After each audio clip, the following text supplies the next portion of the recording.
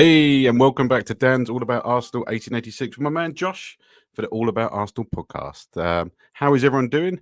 If you're in the chat tonight, get your comments in. We're live, so we're here to interact with you all.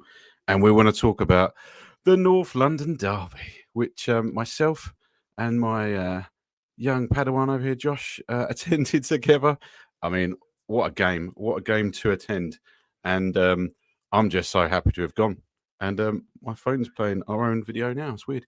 But unbelievable game. And I want to hear Josh's take because it's not just about the game. It's about the build-up, Josh. It's going together.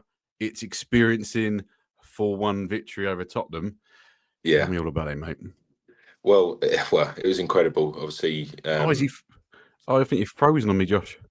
Oh, have I? Hello? Oh, no. If anyone else is here, Josh, you've frozen, mate.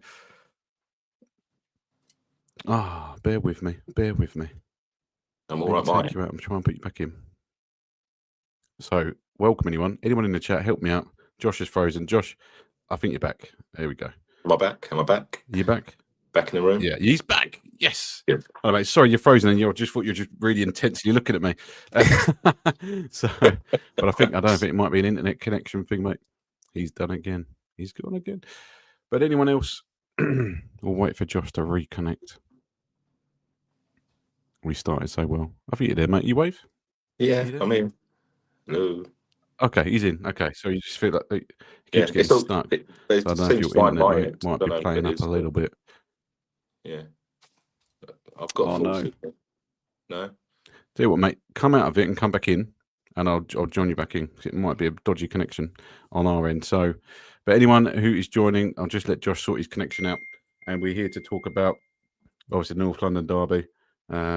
Okay, that's really weird. I think it might be a case it's not my end. So my beautiful wife is just telling me he's not frozen. On my screen, he's completely frozen. So, and I can't hear a thing he's saying. But we'll get back in. Anyone else? While we're waiting for Josh to come back, he's joining us now.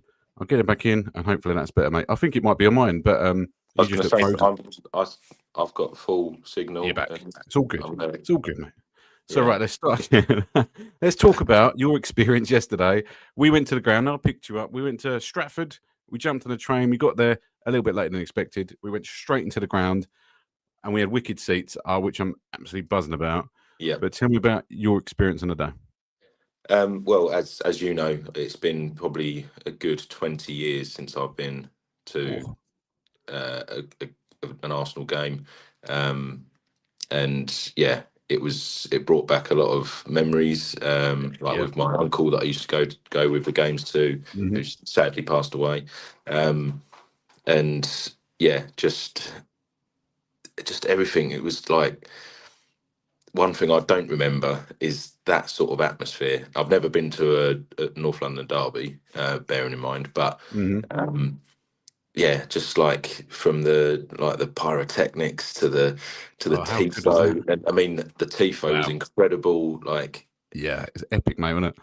And just the place was buzzing. Every fan that was there was just so up for it, and you can really then, I think, for someone that's not been in many years to go in now, and you can really appreciate what's been built there in terms of the sort of interaction with the crowd and getting the crowd to be like the 12th man. And 100%. I mean, we were like all of us just singing and dancing pretty much all game. I think there was something I've sort of lost my voice. We were worried about tonight, going, can we have to talk about the game? But we were so lucky where we were sat because we were kind of like west corner near the tifo. We had a really good view of it, so we were kind of literally like a FIFA view playing the game, looking down on the pitch. I was like, I don't think we can ask to have a better seat and view of the game. It was unbelievable, honestly. I mean, but the tifo for me was up next level. I think the one from PSG last year was a bit of a flop, as we all saw. Some kid held a flag up and it just didn't look right. But this one was epic and relating to all the North London derby moments with all these kind of, Arsenal almost characters. It was unbelievable. But the pyrotechnics, they've never done it. I mean, I don't go into every game by any means, but they don't normally have fireworks. That's, again, they've stepped it up for the North London derby, which exactly. Was and it worked because everyone was absolutely pumped for it. We had a Jurgen Klopp lookalike in front of us. We did. he was just non-stop singing. And Yeah. I mean, I don't know many of the chants, and I still don't, but they were brilliant.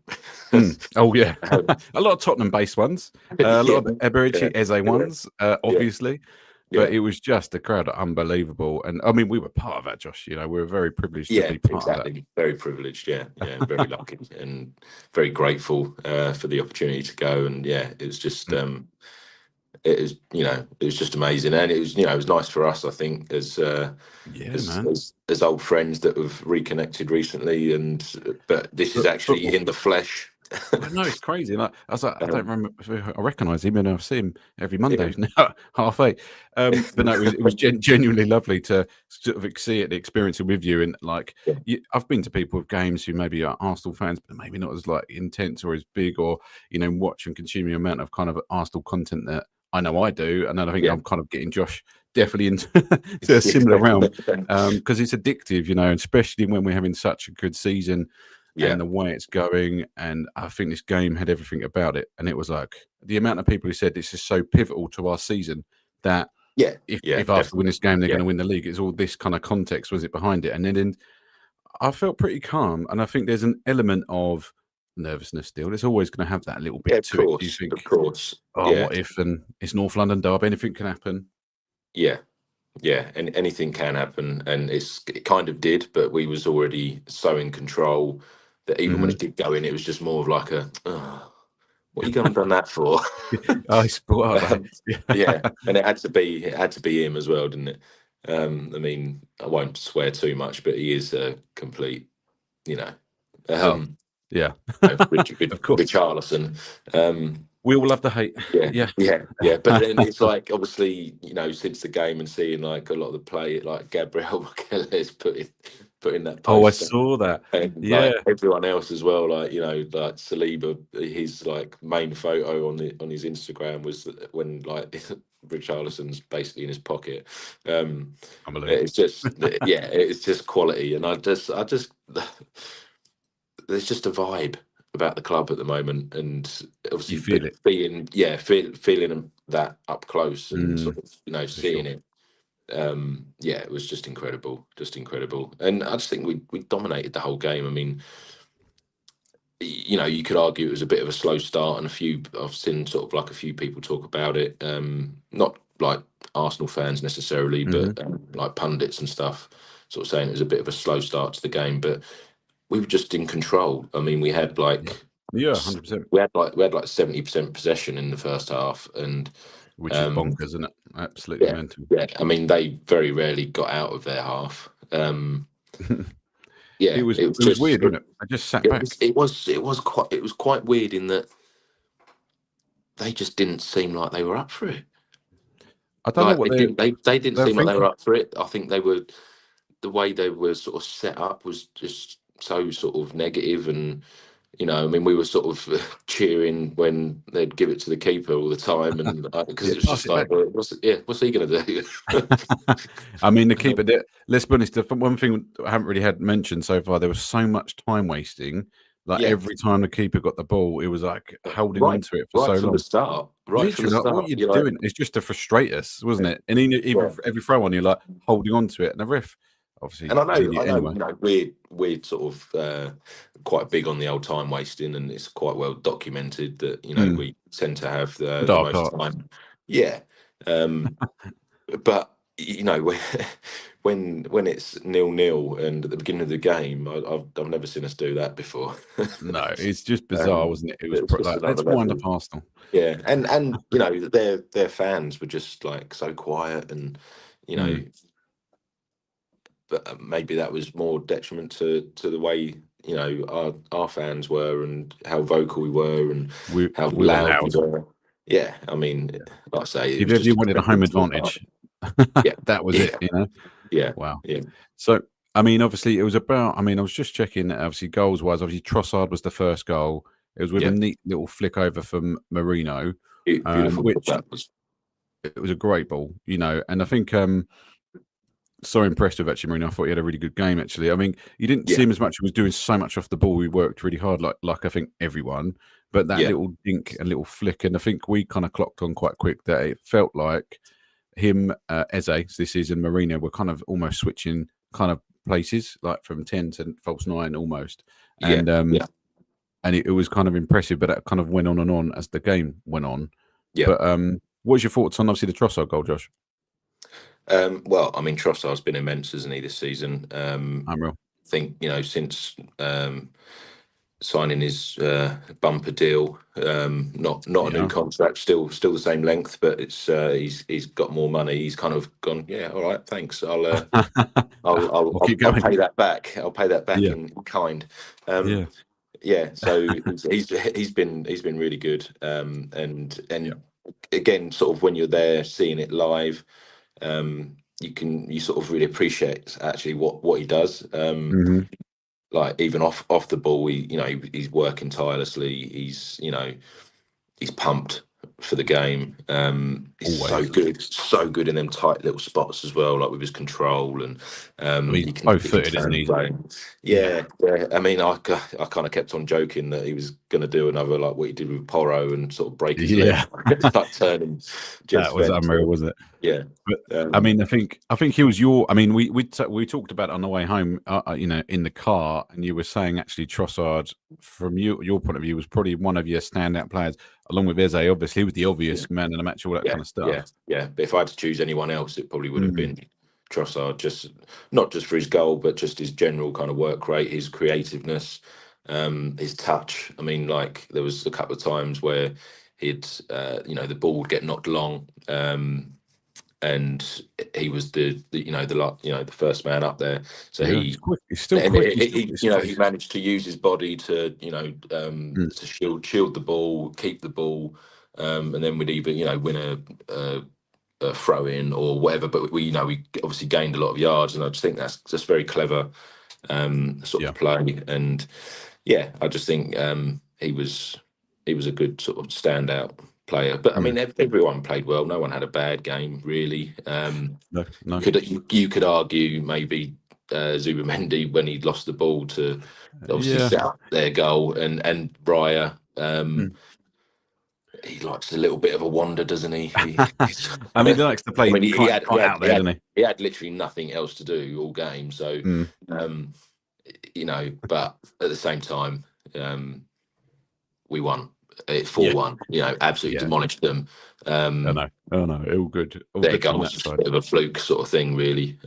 But yeah, it's one of those things, and I think I was unfortunate for Zubimendi, and I think there was one element that I know in the first maybe 20 minutes or so we were getting a bit frustrated because we were dominant all over it, but I think I kept sort of saying to you, was like, I just need to move the ball a bit quicker because they kept, they were on top of us, but we were so far forward, and normally we kind of drop back and play at the back a bit to bring them out.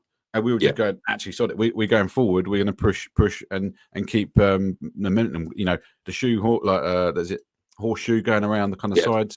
Yeah. But we definitely, got to the bit where we're actually hitting them centrally as well. So I think that's when Marino and Eze and all that kind of stuff was coming into play, Zubi as well. But from the other side of things, obviously Saka and Timber, I don't think they've been talked about enough, but I think they were working really hard. Combinations down that right-hand side, which then, got a lot of supply into the middle as well. Although they didn't get the goals or anything like that. But unsung heroes like the whole team, to be fair. But we had obviously Declan Rice, which was he can get criticised, which I find mental because I can't criticise Rice at all. But obviously he played a forward ball for the second goal, so he can play the ball forward as well into Eze, and obviously Eze's finishing was, I mean, whole game he could have had 4 or 5, I think I counted, with all those sort of chances. Sublime, absolutely beautiful goals. I mean, there was one that was quite a good save from their keeper, which any other time that's the back of the net because he connected with it really well. But there was plenty of other chances that we had to score. I mean, even sort of in the first, what was it? I think it was about 6 minutes when Eze dinked that little ball over for Rice, and it then got saved by the keeper, rebounded off theirs, and went out for a lucky. Corner. That was really early on. Well, it was unlucky in that that would have been a beautiful goal as well. yeah, I just sort of, I don't know. Obviously, we're biased, but I just think this is our season, isn't it? This is our season. It's got to be. We've got to push on from this, and I think, like you were saying at the beginning there, how a lot of people judged this game as sort of like the catalyst for us to push on and just go for the, and it's almost like it's a must-win game in terms of going for the title, which yes, it is, but I just think it's that momentum, isn't it? And Yeah, I think even every game's going to be used that sort of word in terms of momentum, carrying this on, going into the midweek game against Bayern Munich, which is massive. going to be good.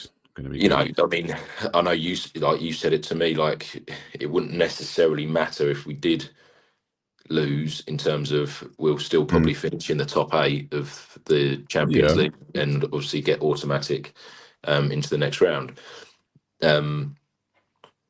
But again, I want to see that statement of, intent of like, no, we are the top dons. We need to verify the fact that we're sort of favourites for all competitions. yes, please. Yeah. Well, imagine coming out this, after Wednesday night, and you're going, we're top of the league, 6 points clear. We're going to have a 3-point lead on Bayern Munich, who are currently first on goal difference. I think that's it.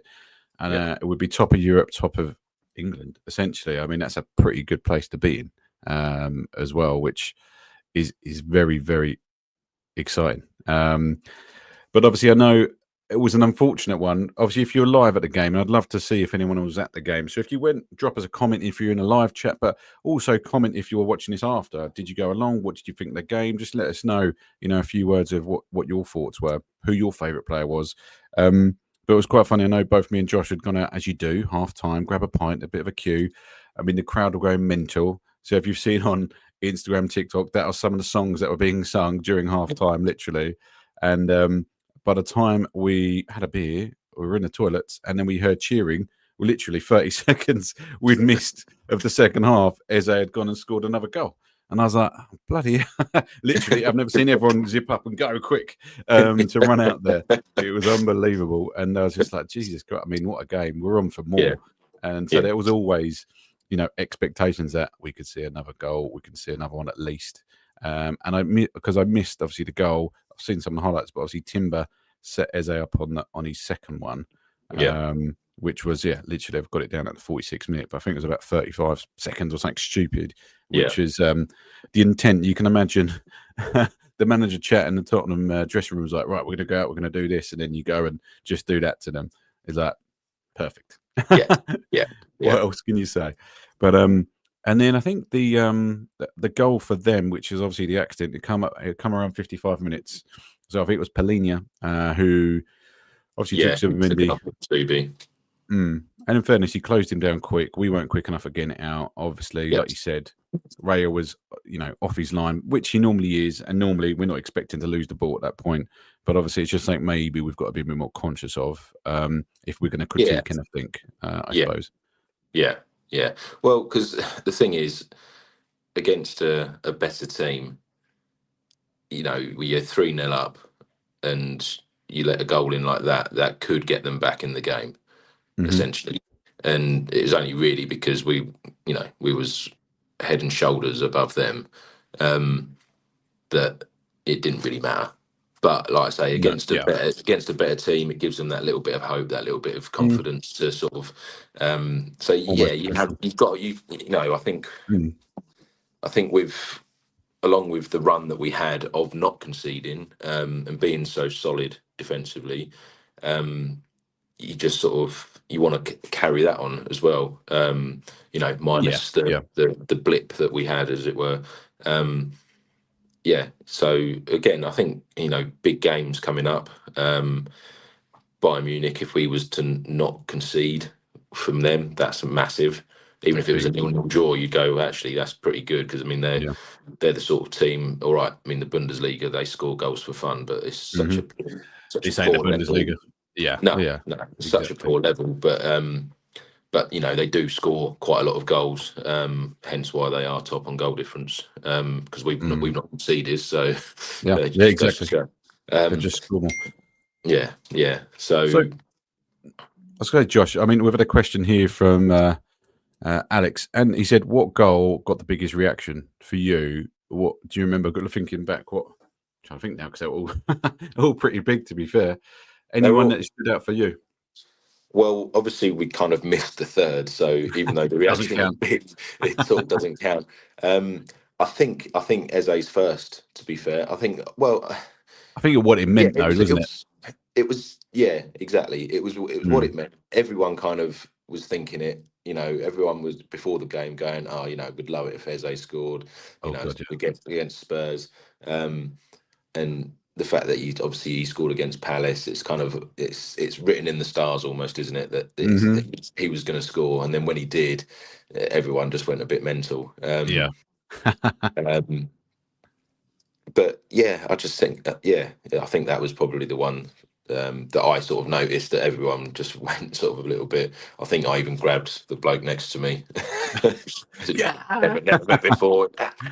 Yeah, I've never met you. Give me a cuddle. Yeah, it did go off, to be yeah, fair. Just He there's so much he, context. he wished me well at the end of the game, so it must have been all Oh, right. did you get a number?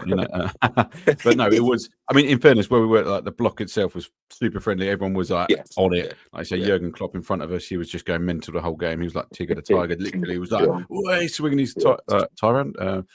What do you call it? Scarf. Unreal. Now we've had someone slip into the chat who's obviously a Chelsea fan, Josh. Good. Yeah, CFC's coming for you. We'll find out this weekend, won't we? If we go 9 points or stick with 6. Either way, we're 6 points ahead, whatever happens. So we'll see what happens. So it's always good to be in a place like that, isn't it? So I've got no issues with Chelsea. I'm actually looking forward to that game even more so now. I think it's going to be a good game. They're a good side. They're pretty well managed. They've got good young players. I think I've mentioned it before in other podcasts that we've done that they're just not brilliant at the back, so you can always see them conceding goals. So for us, that's a positive because we don't concede many goals, and we will probably score. So yeah, good luck to you, but we're going to win. Well, when you think about it, all the set piece FC and everything else that everyone's been banging about. So I don't know if anyone watched Sunday, but we scored 4 open play goals just to make you aware, which is not what people are expecting us to do. So we can do it, and we have been doing it. It's just it's nice to kind of go, actually, look, there you go. That's without a recognised striker on the pitch. Exactly. We're playing a centre midfielder up front, and we scored 4, but we'll see. We've got again the Chelsea fans all in here. So Estavaro, baby, is all I can say. And he said, I think the midfield battle will be a very interesting one indeed. And no matter how you win the Prem, as long as you get it done, that's all that counts. Look, let's be honest. I'd much rather us win it than anyone else. Obviously, the people have won it. It's boring. We don't want City to come back and win it. That's just dull. And Liverpool are 11th, everyone. 11th. I can't even see them in the top half of the table. It is bonkers. Crazy. I mean, I haven't actually got over it because the whole weekend itself was epic. We had such a good setup on Saturday. 3-0, Nottingham Forest, Sean Dyche. What the hell? I mean, I can't say any more than that, really. Like, Liverpool dropped off the face of the earth, I think. It is just crazy. It's peculiar, isn't it, really? Like, no one would have seen it coming. Like, obviously, they've got their excuses and, but to see them lose that many games and in the way that they've lost them as well, it's sort of a little bit unbelievable, really. But it's great for us, and I still see obviously City being a massive threat.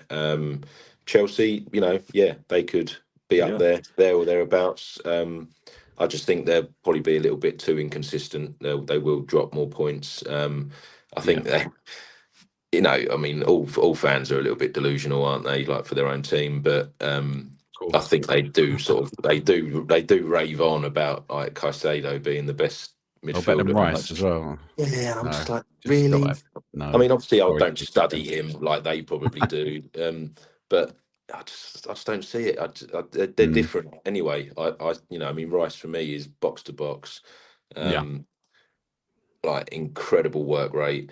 He's been unbelievable this season. Again, Yeah, we don't probably talk about him enough, or we pretty do, but we don't as well. I think, I mean, he was one of the, but maybe you didn't talk about him Sunday because he was just there. He's just doing his job. Where everyone else, like Eddie Eze's, have taken kind of like headlines and stuff like that. But he's still there, absolutely, bossing it. And unsung heroes.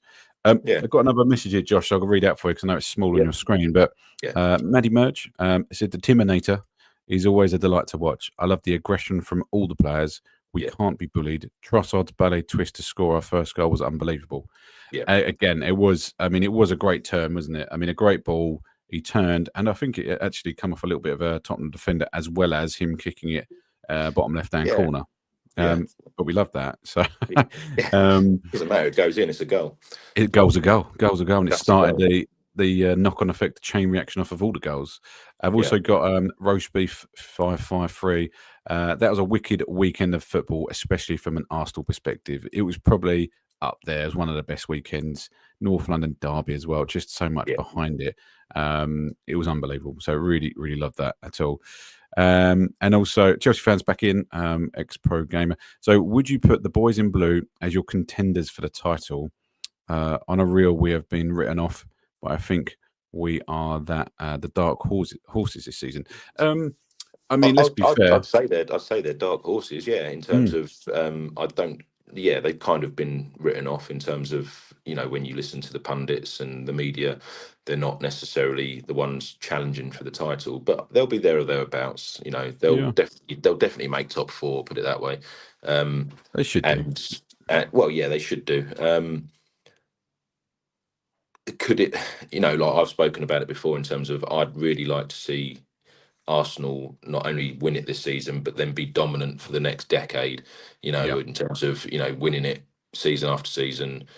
But I do probably see, especially with Chelsea being such a young side, they probably will overtake Man City in terms of being a rival for us.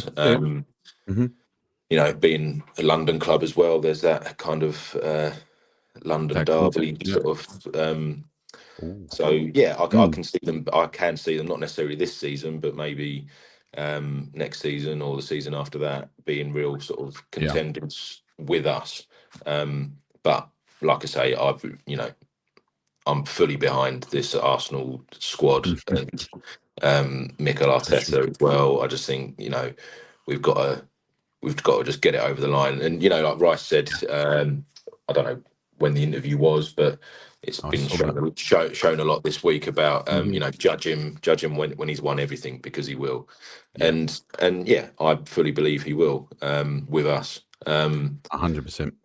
Yeah, and he will go down as one of the great Arsenal managers, I think.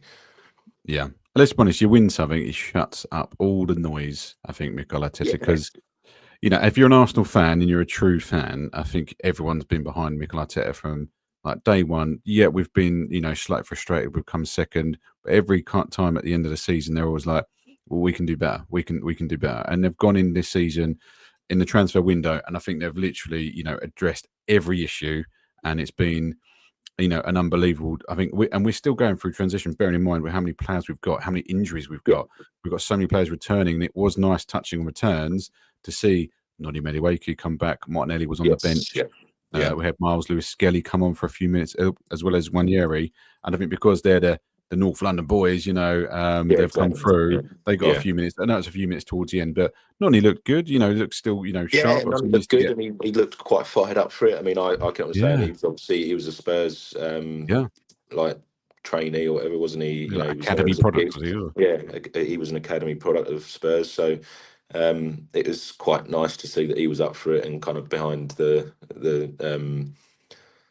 like the crowd as well, like trying to sort of G him up and stuff like that. So that's always good to see, I think. And again, it proves that we're a team, we're a squad, we can single out players, obviously, and sort of say how well they've done.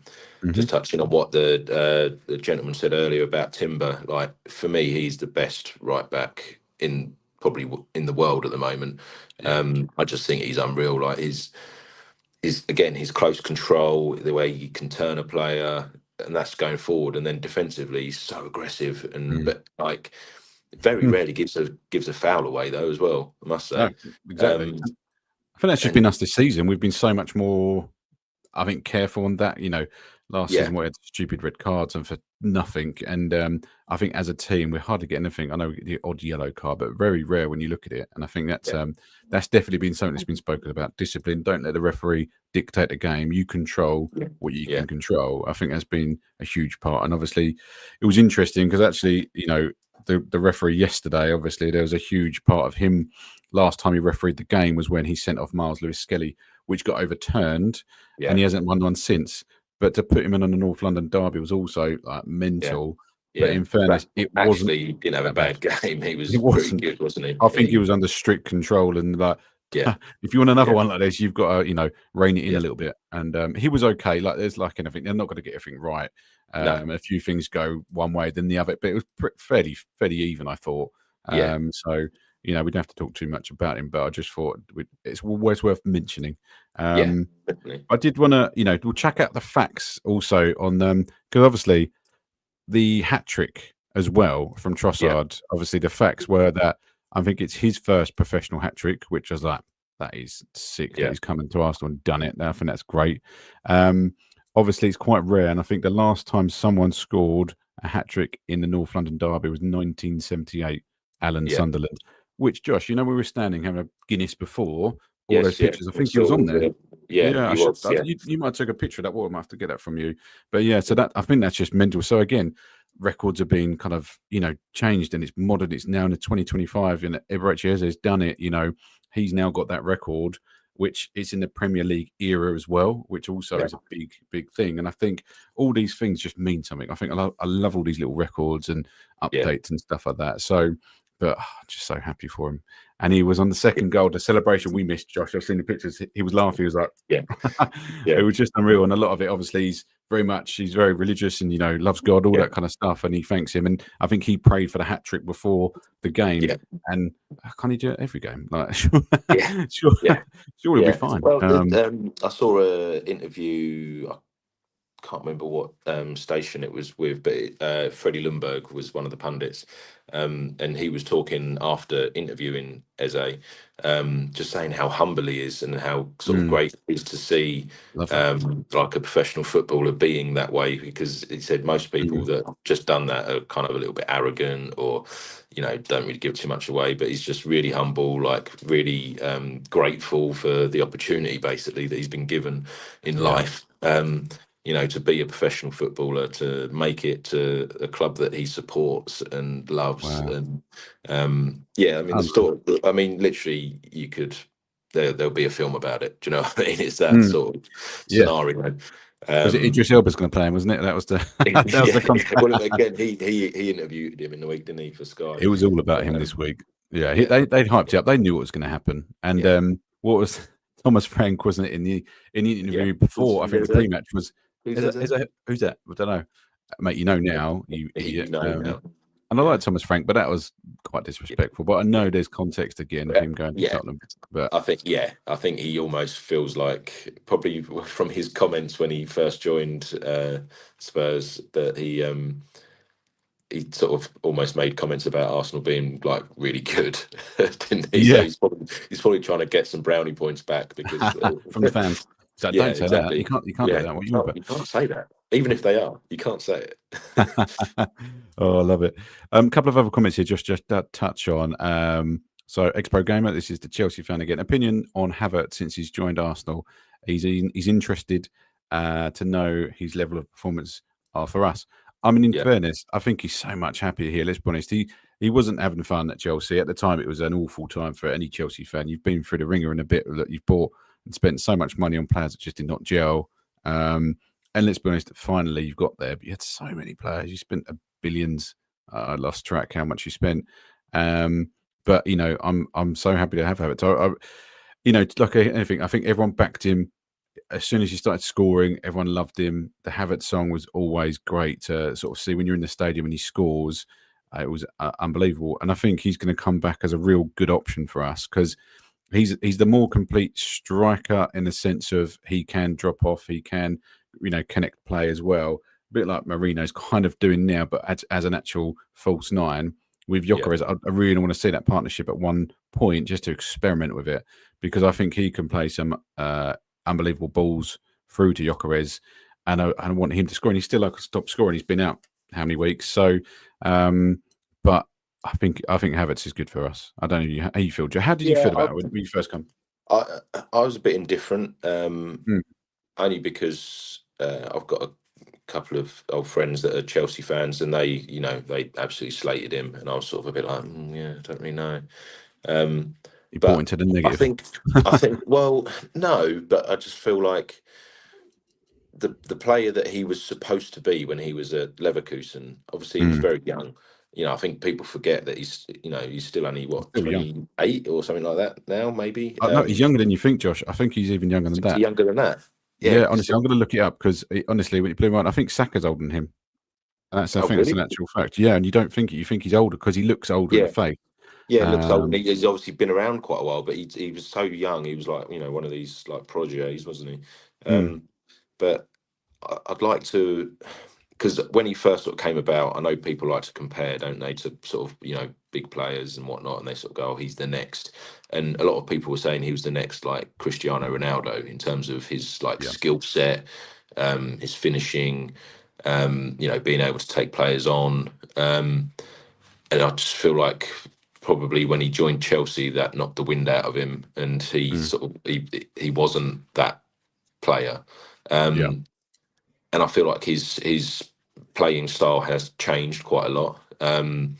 But I'd like to see him come back and just be really strong. I mean, he looks like a bit of a beast. He's definitely been in the gym when he's been rebuilding himself, as it were. Like Henry and Ozil we were talking about the weekend, and they're bulked up. He looks like them. And that's still that goal he scored when he first come back after bulking up, and I was just like, oh my god, he's a beast, and we will see more of that. But I mean, I'd love this. I can't wait to see Havertz back. I can't wait to see all the injured back. And because there was talk about Odegaard coming back on Sunday, but I was like, he's never going to start. No, not even on the bench. And I thought Martinelli might get some minutes, but he didn't actually come on in. But I think Trossard played so well as well, and I thought actually Noni, let's get him on instead. But I didn't know if he was going to switch around Saka. My only criticism, I suppose, I was a bit like, when they scored the third or the fourth, I was like, probably time to get some players on. But there was an element when they scored that goal. There was a little, starting quite a little bit. There was a bit like, oh, that's a disappointment, and a little bit of apprehension almost in the air. And it changed very quickly, because we scored, I think it was about 20 minutes later, to score the fourth to see it off. And obviously there was no way they're coming back, because they weren't giving anything. But there was we nearly scored literally within a minute after them getting their goal. We nearly scored again. I think that was Eze, wasn't it? That was the one. The save. We were just completely dominant in the game, really. It's almost for as many highlight reels and stuff you could go through, there's almost not a lot you can say apart from the fact that we were 100 times better than them. Chalk and cheese, literally. Just trying to see the stats, mate. So, because I haven't actually seen these properly.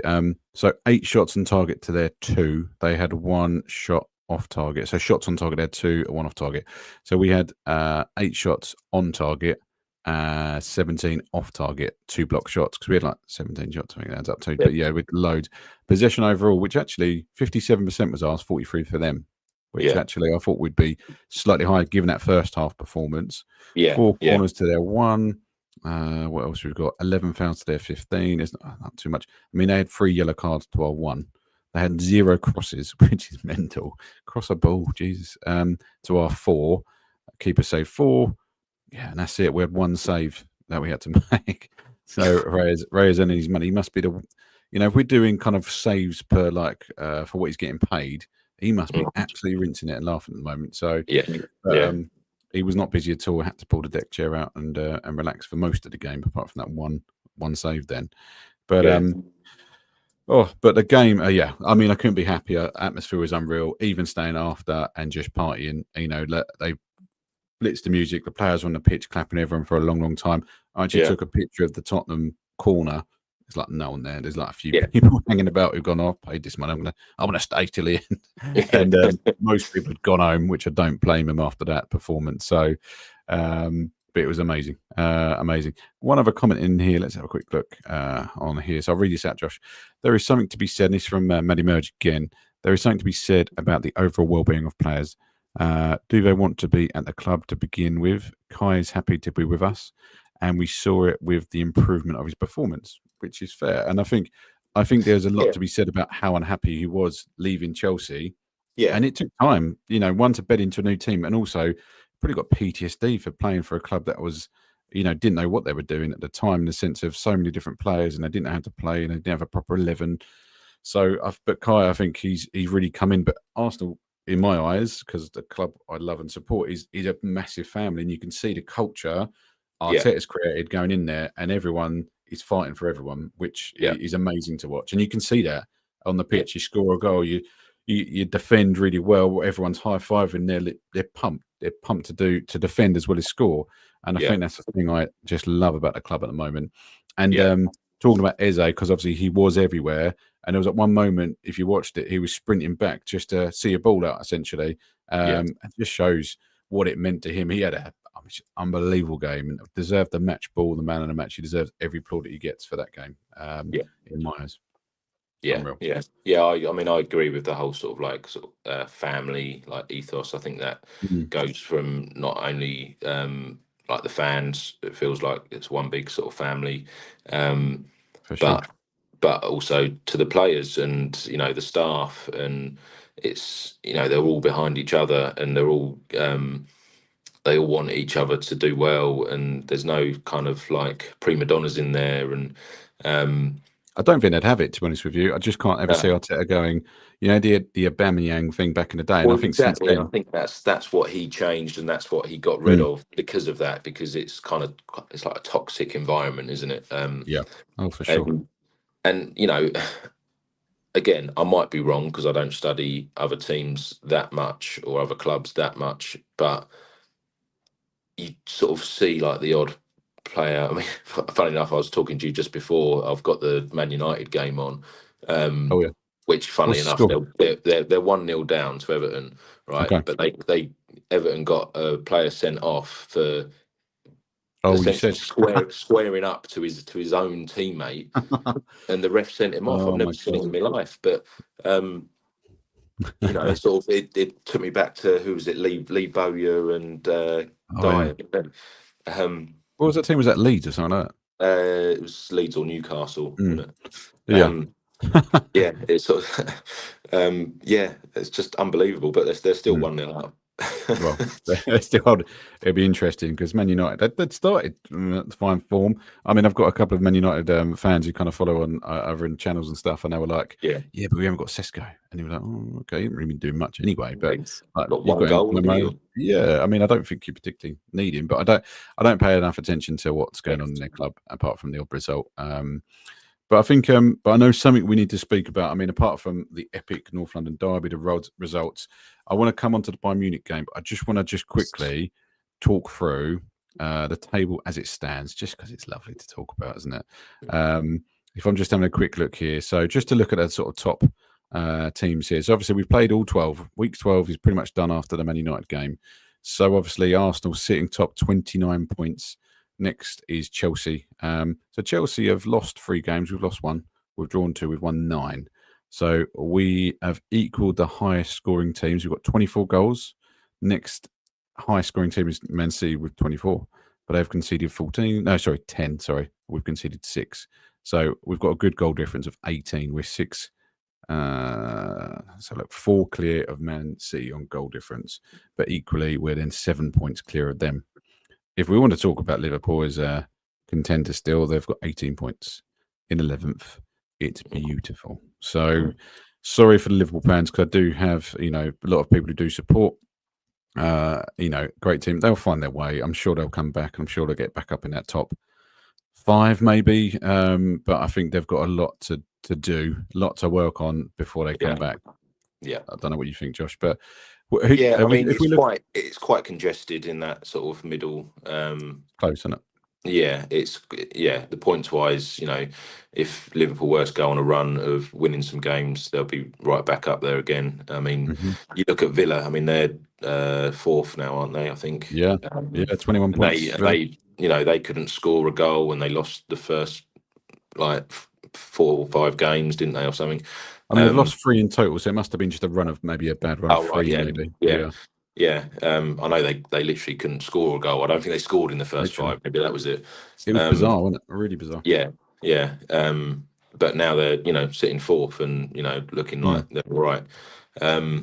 So it can change quite quickly. I just think we just need to be fully focused and sort of almost tunnel vision of just keep winning games. Yeah. At the end of the day, we win all of our games, we win the league. That's all you got to worry about. You haven't got to, you haven't got to think, oh yeah, well, what if? Yeah, it doesn't matter. You just got to be fully focused on let's win all the games, and then we win the league. Yeah. Oh, we can do this. We can do this. Yeah. Interesting. So I'm just having a look at the Bayern Munich stats as well for the head-to-heads. Obviously, it's not pretty reading, maybe. Obviously, last season, it was 2-2 at home, and then they beat us 1-0 at their ground. So we're going in there, but that was a quarter final.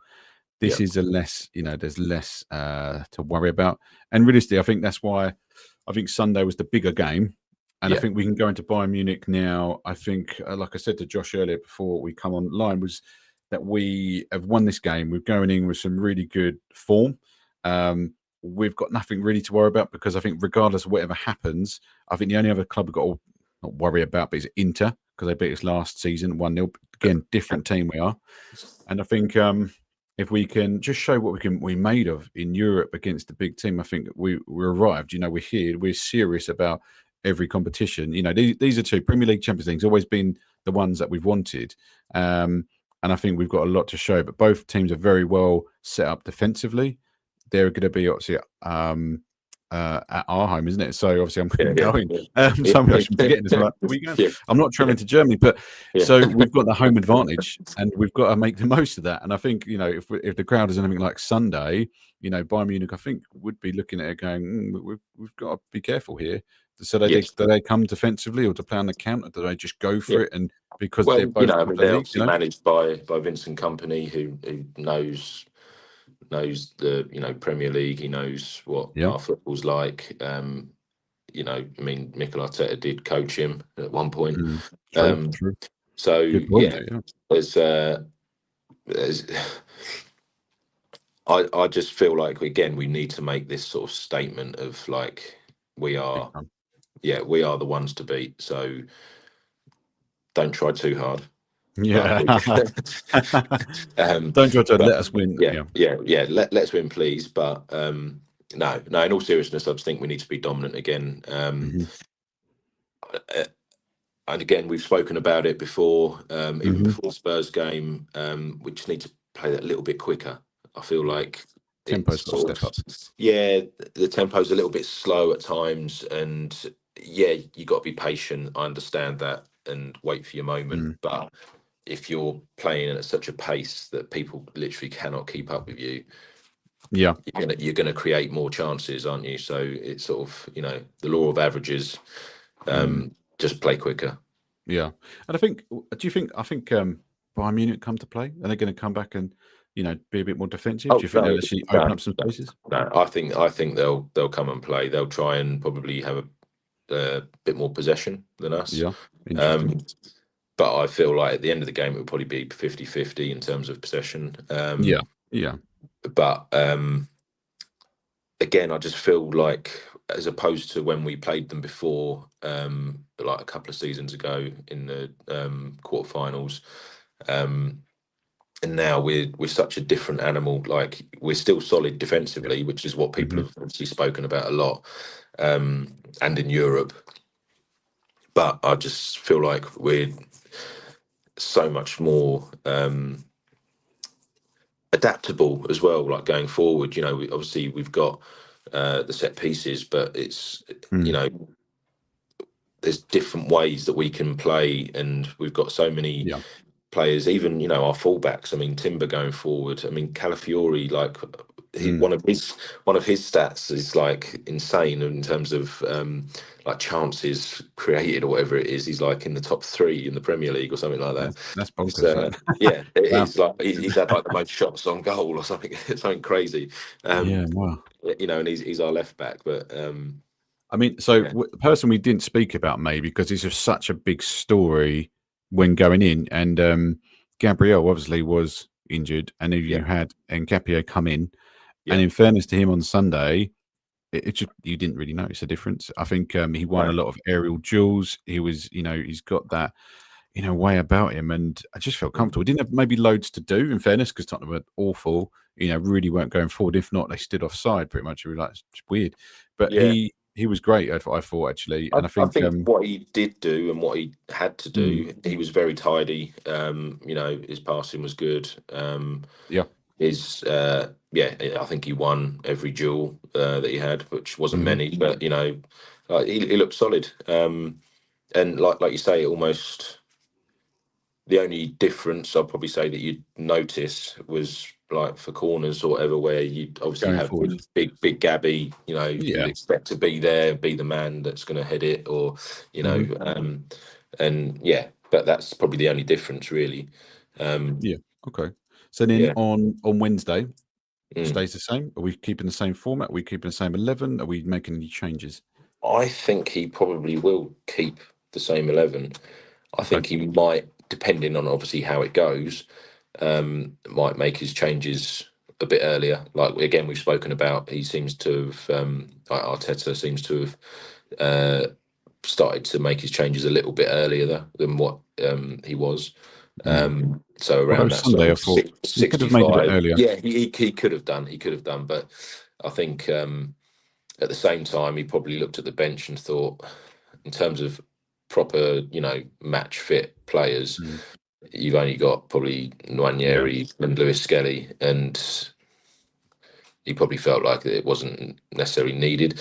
And plus, you also then got to think of midweek and sort of go, right, well, if we do come unstuck, we might need them for more minutes. So true. Maybe saving those legs like Martinelli. You could see him maybe come have an appearance and I've spoken about it before. Lewis Skelly, I feel like maybe his game is a little bit more suited to the European sort of football. So he might decide to switch that up with Calafiori because he's played a lot of minutes and he's had sort of little niggles here and there, and his sort of fitness record isn't great. So he might be thinking, if we can put Lewis Skelly in and give Calafiori a little bit of a break, and he can then play at the weekend against Chelsea. Yeah, it'd be interesting. That's the fun bit about rotation. It could change like that. And but I don't see it. I don't see it changing. I think he'll start with the same 11, unless there's obviously again any sort of knocks or injuries where he might think, oh, actually, I'm better off resting. But I see it being the same. That's going to be so interesting. I think can't wait to the team sheet to come out, and I think we'll see. But I'll be interesting. But anyone, obviously, in the chat, if you have any questions for us, obviously. So the main context behind, the podcast is, but both me and Josh, obviously, we're lucky enough to attend the game as well and experience it. I know it was my first North London derby. I think it was Josh. Was it yours, or have you been? Yeah. No, so that's my first North London derby. Yeah, it's a hell of an experience. But I'd love to know if anyone's got any stories or about the day or anything like that. I mean, when we turned up, obviously it was packed, and I think in the tunnel just to the left where you first come in, where all the pictures and stuff are, the players which are on that sort of murals on the wall, they had kind of red smoke going. There's like a party going in the tunnel. Did you see the video, Josh? Is it the guy who content creator? I can never pronounce his name, but you know it. So he was literally in the middle of it, jumping up and down. It was just crazy. I was like, Josh, we could have been in that. Where could have been us? So next time I have to join in. Which was been a massive riot in there, but it was just fantastic, and that's kind of the atmosphere I want to bring, and I want everyone to be there Wednesday. So if you're going Wednesday, or if you're not, obviously we'll be there. I have actually got to sort out match day vlogs. We did a little bit of filming, just generally of the crowd and chance everything going on. So I'll try and put something together and stick that more in socials really, and maybe there's a little short on here. So, but it's got big games ahead, and I think next time, so we're coming up, obviously Monday, 8:30 p.m. is always when we're going to do this podcast, is very much the plan. And if we can't make it for any reason, we'll let you know and we'll pre-record something or we'll do it a different day. But so far, episode 3, good, consistent, and a lot more people in the chat today, which we really appreciate. The following's gone through the roof in the sense of subs. So if you're watching this live or if you're watching it, on catch up, obviously subscribe. It helps the channel. We're growing. We've hit over 400, obviously on the followers side of things, which is great. And I want it to continue. Milestones 500, and then we can start sort of sticking out kind of like there's memberships, there's other bits you can start adding to the channel, which is quite cool, which I'm discovering. And then 1,000 followers is the next kind of milestone. So we kind of want to keep pushing, but this is all about Arsenal, literally, and we just want people to come and have a chat to us and talk to us, ask questions. Like, I appreciate you, Arsenal fan, Chelsea fan in here having a chat, and I appreciate you watching us and coming and have a chat and interacting. Yeah. It's great, isn't it?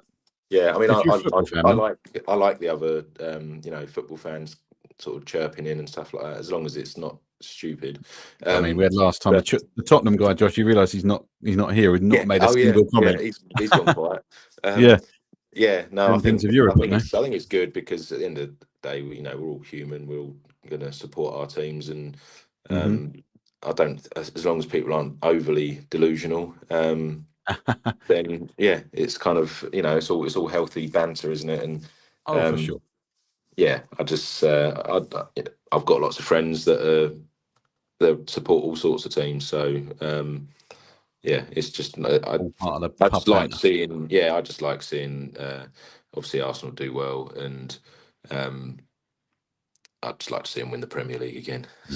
That's all we want. That's why we're here. This is why we're here talking about it. It's going to be a big year. And I think, when we get, announced that we're going to lift the trophy, I'm going to North London. We've already said it. It's going to be rammed. Can you imagine the tour bus when we win the that'll be the treble, the triple, the quadruple. But it's going to be epic. And I think that's all we want as fans. We want that back in. But we believe, and I think a lot of people do. And I think if you believe, you've got to leave a like, leave a comment in the chat. Obviously, the live chat switches off, unfortunately, but you can leave comments after. So we'd always love to hear if you're there, what your thoughts on the season, all that kind of stuff. It's great to interact, and we'll comment back. I'll like, comment, always get involved in that side of things as well. But one thing we haven't done, Josh, and I want to start doing this because a bit of fun for me and you is predictions. I know we did the quiz last week, but predictions. And so we can keep a little score of predictions going forward. So obviously, we've got Bayern Munich and we've got Chelsea before next Monday, isn't it? So I'm going to give you a point system. So if you get the right result, it's going to be 10 points.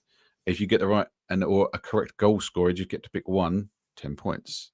But if you get the correct score, 20 points. That's what we're going with. And then we'll see who wins the most at the end of the season.